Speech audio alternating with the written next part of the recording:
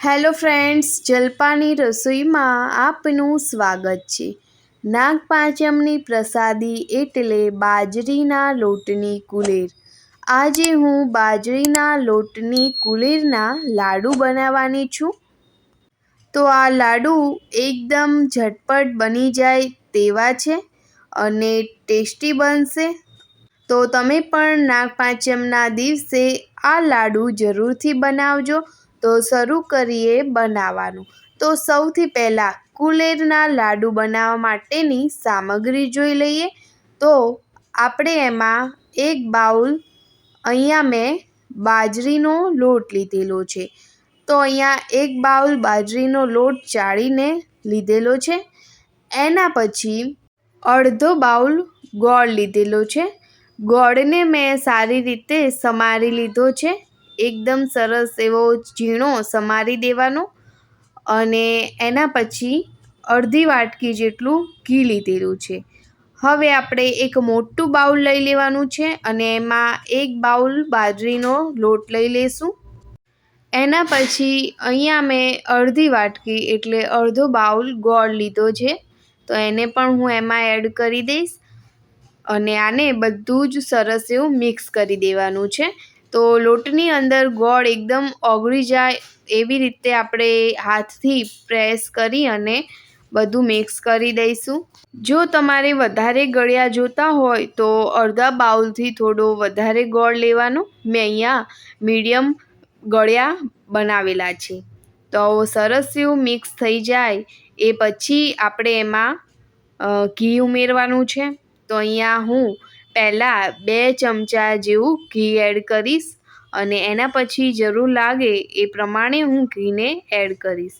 તો ઘી એડ કરી અને પછી બધું જ સરસ મિક્સ કરી દઈશું। ઘણા લોકો કુલેરના લાડુ પણ બનાવતા હોય છે અને ઘણા એમ જ કુલેર બનાવી દેતા હોય છે। તો તમે આવી રીતે કુલેરના લાડુ પણ નાગપાંચમના દિવસે બનાવીને પ્રસાદીમાં લઈ શકો છો। તો તમે જોઈ શકો છો કે એકદમ સરસ મિક્સ થઈ ગયું છે, પણ થોડું અહીંયા હું ઉપરથી ઘીને એડ કરીશ। તો મેં અહીંયા લગભગ 2 ચમચા જેવું ઉપરથી ઘીને એડ કર્યું છે। એકદમ નહીં ઉમેરવાનું, થોડું થોડું આવી રીતે ઉમેરતા જશો તો વધારે સારું રહેશે। તો સરસ એવું મિક્સ કરી દેવાનું છે અને લાડુ બને ને એટલું જ આપણે ઘી એડ કરવાનું। જો એકદમ કોરું હશે લોટ તો લાડુ સરસ એવું વળશે નહીં, એટલે ઘીનું પ્રમાણ થોડું એ પ્રમાણેનું રાખવાનું। તો તમે જોઈ શકો છો કે આવી રીતે હાથમાં લોટની મુઠ્ઠી વળે ને એટલું ઘી મેં અહીંયા એડ કરેલું છે। હવે એના પછી આપણે એના લાડુને વાળી દેવાના છે।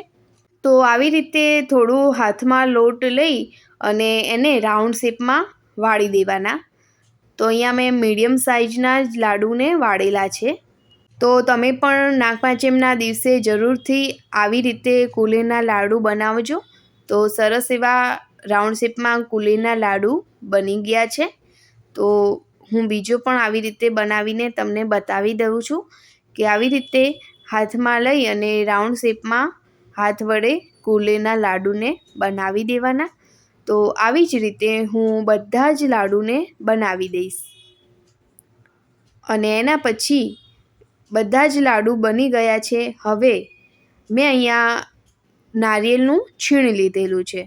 તો આપણે જે લાડુ તૈયાર કરીને રાખ્યા છે એને આપણે આ નારિયેળના છીણમાં મૂકી બધી જ સાઈડથી લાડુને નારિયેળનું છીણ લગાવી દઈશું। તો આવી રીતે રાઉન્ડ ફેરવતા જઈ અને નારિયેળનું છીણ હું લગાવી દઈશ।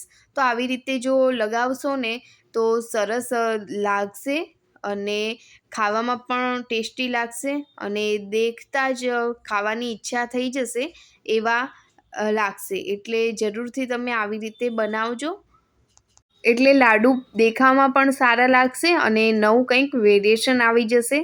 તો અહીંયા હું બધા જ લાડુને આવી રીતે નારિયેળનું છીણ લગાવી દઈશ।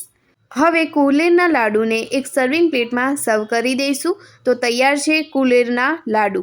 જો મારો આજનો આ વિડીયો ગમ્યો હોય તો મારી ચેનલને સબસ્ક્રાઈબ જરૂરથી કરજો અને વિડીયોને લાઇક, શેર અને કોમેન્ટ કરવાનું ના ભૂલતા।